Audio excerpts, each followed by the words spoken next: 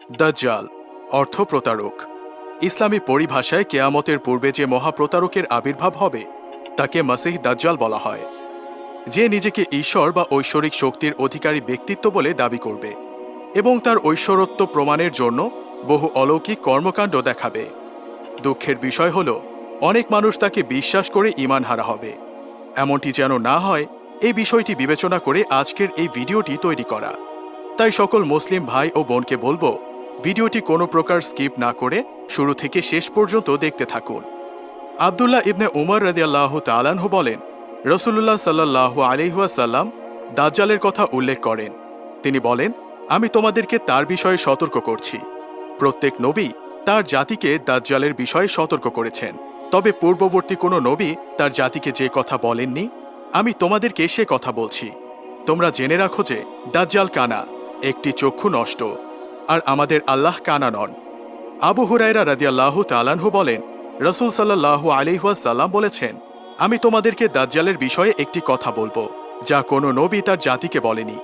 তা হলো যে দাজ্জাল কানা, আর সে তার সাথে জান্নাত ও জাহান্নামের নমুনা নিয়ে আসবে। যাকে সে জান্নাত বলবে সেটিই হবে জাহান্নাম। আবু সাঈদ খুদরি রাদিয়াল্লাহু তাআলা আনহু বলেন, রাসূলুল্লাহ সাল্লাল্লাহু আলাইহি ওয়াসাল্লাম একদিন আমাদেরকে দাজ্জালের বিষয়ে দীর্ঘ কথা বললেন। তার কথার মধ্যে তিনি বলেন, দাজ্জালের জন্য মদিনার মধ্যে প্রবেশ করা নিষিদ্ধ। এজন্য সে মদিনার পার্শ্ববর্তী মরু প্রান্তরে আগমন করবে। তখন এক ব্যক্তি মদিনা থেকে বেরিয়ে তার কাছে গমন করবে। সে ব্যক্তি সেই সময় শ্রেষ্ঠ মানুষ বা শ্রেষ্ঠ মানুষদের একজন। সে বলবে, আমি সাক্ষ্য দিচ্ছি যে তুমি সেই দাজ্জাল যার কথা রাসূলুল্লাহ সাল্লাল্লাহু আলাইহি ওয়াসাল্লাম আমাদেরকে তার হাদিসের মধ্যে জানিয়েছেন। তখন দাজ্জাল বলবে, আমি যদি এই ব্যক্তিকে হত্যা করে পুনরায় জীবিত করি তবে কি তোমরা আমার বিষয়ে সন্দেহ করবে? তারা বলবে না। তখন দাজ্জাল সে ব্যক্তিকে হত্যা করবে, তারপর জীবিত করবে। তখন সেই ব্যক্তি বলবে, আল্লাহর কসম, তোমার দাজ্জাল হওয়ার বিষয়ে আমি পূর্বের চেয়ে এখন আরও বেশি সুনিশ্চিত হলাম।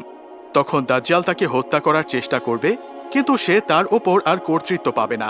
সে তার কোনো ক্ষতি করতে সক্ষম হবে না।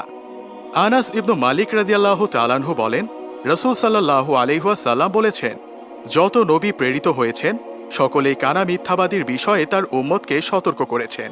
তোমরা সতর্ক থাকবে। সে কানা, আর তোমাদের প্রতিপালক কানা নন, আর তার দু চোখের মধ্যবর্তী স্থানে কাফির লেখা থাকবে। নাওয়াস ইবনে সামআন রাদিয়াল্লাহু তাআলা আনহু বলেন, রাসূলুল্লাহ সাল্লাল্লাহু আলাইহি ওয়াসাল্লাম একদিন সকালে দাজ্জালের কথা বললেন।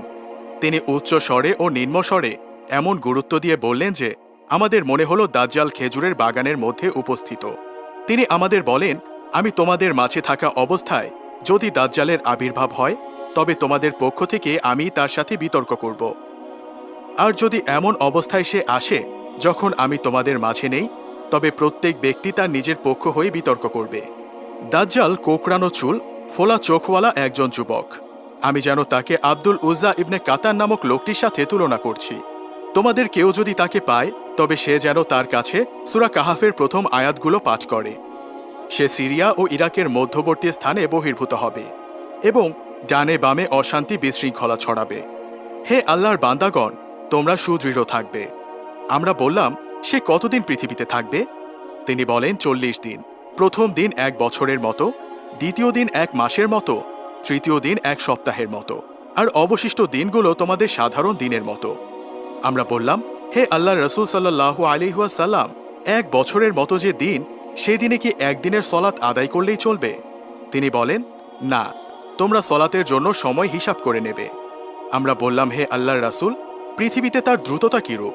তিনি বললেন, ঝড় তাড়িত মেঘের মতো। সে এক জাতির নিকট এসে তাদেরকে দাওয়াত দেবে, তখন তারা তার ওপর ঈমান আনবে এবং তার ডাকে সাড়া দেবে। তখন তার নির্দেশে আকাশ থেকে বৃষ্টিপাত হবে, জমিনে ফল ফসল জন্ম নেবে। তাদের পালিত পশুগুলোর আকৃতি ও দুধ সবই অস্বাভাবিক বৃদ্ধি পাবে। অতঃপর সে অন্য একটি জনগোষ্ঠীর নিকট গমন করবে এবং তাদেরকে দাওয়াত দেবে। তারা তাকে প্রত্যাখ্যান করবে। তখন সে তাদের নিকট থেকে ফিরে যাবে, কিন্তু তাদের জমিনগুলো অনুর্বর ফসলহীন হয়ে যাবে এবং তাদের হাতে তাদের সম্পদের কিছুই থাকবে না।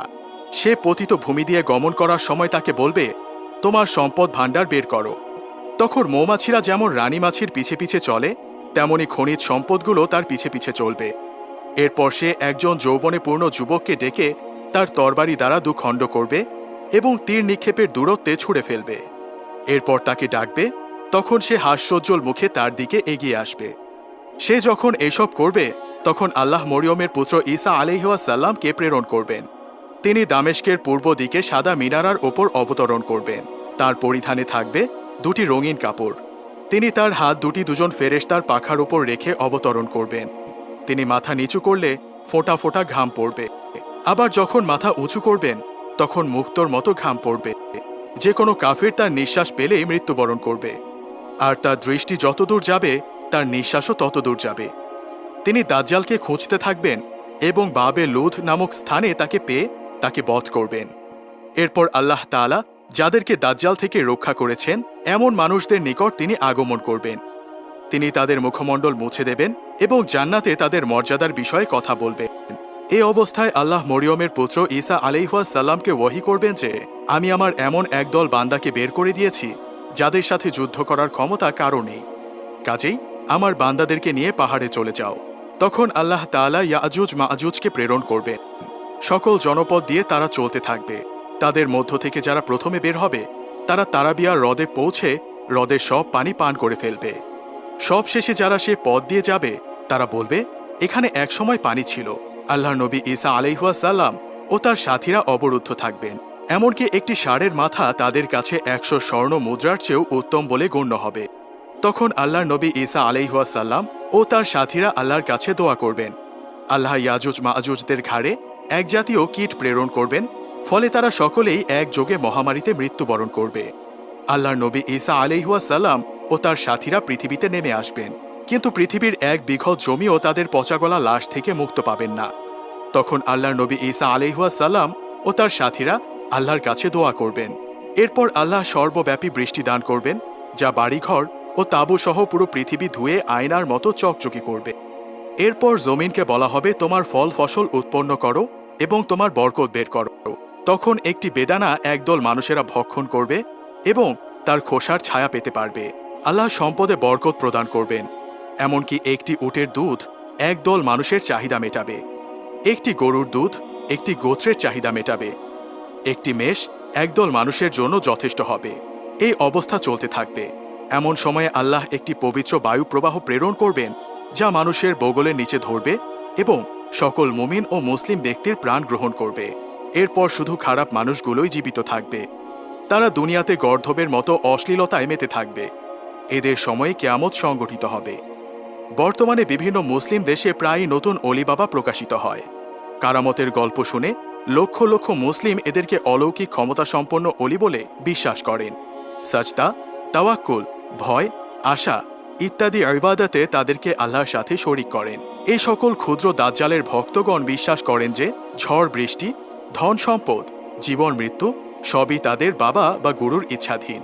মহান আল্লাহ বান্দাদের পরীক্ষার জন্য দাজ্জালকে কিছু ক্ষমতা প্রদানের সাথে সাথে তার অক্ষমতা প্রকাশিত রাখবেন। সে তার নিজের নষ্ট চক্ষুটি ভালো করতে সক্ষম হবে না, যেন সচেতন মুমিন বুঝতে পারেন যে সে সীমাবদ্ধ ক্ষমতার সৃষ্টি মাত্র।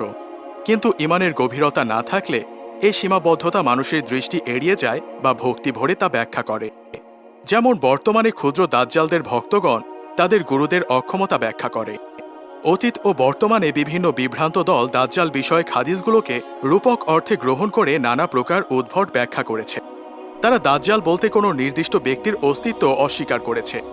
এই প্রসঙ্গে ইমাম নববী রাহিমাহুল্লাহ বলেন, কাজী ইয়াজ রাহিমাহুল্লাহ বলেন, মুসলিম ও অন্যান্য মুহাদ্দিস দাজ্জালের বিষয়ে যে হাদিস উদ্ধৃত করেছেন সেগুলো হকপন্থীদের দলিল। তারা দাজ্জালের অস্তিত্বে বিশ্বাস করেন এবং বিশ্বাস করেন যে দাজ্জাল বলতে একজন নির্দিষ্ট ব্যক্তিকে বোঝানো হয়েছে, যার দ্বারা আল্লাহ তার বান্দাদেরকে পরীক্ষা করবেন এবং যাকে তার ক্ষমতাধীন সকল বিষয়ের ক্ষমতা প্রদান করবেন। ঈসা আলাইহিসসালাম তাকে হত্যা করবেন। এটি আহলে সুন্নাত এবং সকল মুহাদ্দিস, ফকিহ ও গবেষকের মত। খারিজিগণ, জাহামিগণ এবং মুতাজিলিদের কেউ কেউ দাজ্জালের বিষয়টি অস্বীকার করেছেন। মুমিনের দায়িত্ব সহিহ সনদে বর্ণিত হাদিসগুলো সরল ও বাহ্যিক অর্থে বিশ্বাস করা এবং রাসূলুল্লাহ সাল্লাল্লাহু আলাইহি ওয়াসাল্লামের শিক্ষা অনুসারে দাজ্জালের ফিতনা থেকে সংরক্ষণের জন্য দোয়া করা। বিভিন্ন হাদিসে তিনি দাজ্জালের ফিতনা থেকে রক্ষা পাওয়ার দোয়া শিখিয়েছেন এবং সূরা কাহাফের প্রথম 10টি আয়াত মুখস্থ ও পাঠ করতে নির্দেশ দিয়েছেন। এ বিষয়ে কয়েকটি দোয়া রাহে বেলায়েত গ্রন্থে উল্লেখ করা আছে। ফি আমানিল্লাহ। আবারও আমাদের একতরফা কথা হবে নতুন কোনো ভিডিওতে। ভালো থাকবেন। আসসালামু আলাইকুম ওয়া রাহমাতুল্লাহ। আর আমাদের ভিডিওগুলো পেতে আমাদের চ্যানেলটি সাবস্ক্রাইব করে রাখতে পারেন। আর ফেসবুক পেজ থেকে দেখলে অবশ্যই ফলো করে রাখুন।